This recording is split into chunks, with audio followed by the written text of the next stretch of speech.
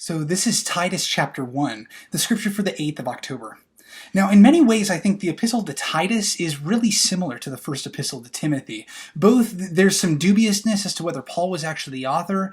Both have just a really interesting type of voice in them that's similar to one another and slightly similar to some of the other Pauline epistles, but doesn't quite overlap so much. Both are addressed to one of Paul's proteges, one of Paul's colleagues or co-workers. And both focus pretty directly on church governance and pretty explicitly on how to govern the early church. So Titus, like Timothy, is a colleague, co-worker of Paul's. Titus is mentioned a couple times so far, and it has been mentioned. We've kind of passed over him. But he was mentioned back in Galatians chapter 2, and then we talked a little bit more about him in 2 Corinthians 8. In Galatians 2, he was given a proof of concept for those who were uncircumcised to be welcomed into the church, basically showing Gentiles, hey, we don't need to observe everything in the Jewish law here. In 2 Corinthians 8, he acts as Paul's proxy among the Corinthians, and now it seems he's been sent to or left behind at churches in Crete, which is an island in the Mediterranean. He's been commissioned to care for and to lead the churches there. So Paul opens this letter, and the opening is pretty similar to openings in his other letters, but it contains this super dense Christian creed. It ascribes truthfulness and promise to God. Now, often these theological expansions that Paul uses in his opening, they show you a little bit what's on his mind. And some of what's on his mind is what's going to be brought out in his letter. So in this particular one, we need to understand that he's kind of setting the tone. He's putting into position some blocks he's going to knock over later. What Paul emphasizes here is the consistent, long-term trustworthiness of God, the Father of Jesus Christ, and that the promises of God may not bear fruit immediately, but they'll always come to pass without fail.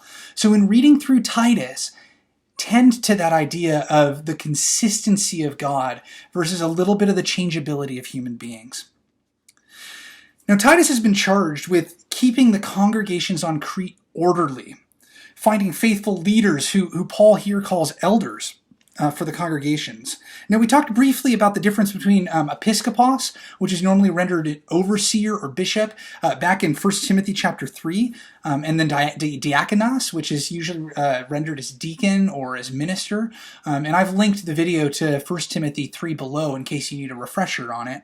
But here, Paul introduces another term. So you've got episkopos, which is normally rendered bishop or overseer, diakonos, minister or deacon. Here, Paul introduces presbyteros, which is a Greek word that means elder. So you can see sort of internal in the word is the same root as Presbyterian has. Presbyterian refers to a manner of church governance where we're being governed by elders, just as episkopos or episcopal, like the Episcopal Church, refers to a tendency toward being governed by bishops, right? So here, there's significant overlap that Paul shows between presbyteros, elders, and episkopos, bishops. The expectations and qualifications for all three, too, diakonos as well, there's quite a bit of overlap. I think what this suggests, what Paul's suggesting here, is that what's most important is to have a faithful Christian at the helm in spiritual leadership of a congregation, that the specific skills are less important, that what's at stake here is the health of the congregation, so you need a faithful Christian leader at the helm. It's not sufficient that the candidate has a bunch of skills like management. What's best is that the candidate for an elder or a bishop or a deacon is that they need to show faithfulness. And it's not only they need to show faithfulness, but their family needs to also. So, beginning in verse 10, Paul gives some directions about rebellious people. And I think at face value, these seem rather harsh.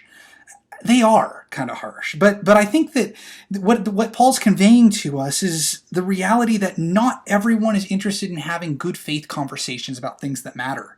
In Paul's contexts, what he was struggling with were those of the circumcision party, people who kept bringing, complaint after complaint after complaint, who weren't willing to reach a compromise, who weren't willing to move forward. They were just being rabble-rousers. And so Paul indirectly appeals to God's faithfulness and consistency in this matter, highlighting the inconsistency of human beings who lie or deny God with their actions. So I wonder, in what ways have you borne witness to God's faithfulness? That's all for Titus chapter 1. Tomorrow, Friday the 9th, we'll be looking at Titus chapter 2. May God bless you in your reading of Scripture.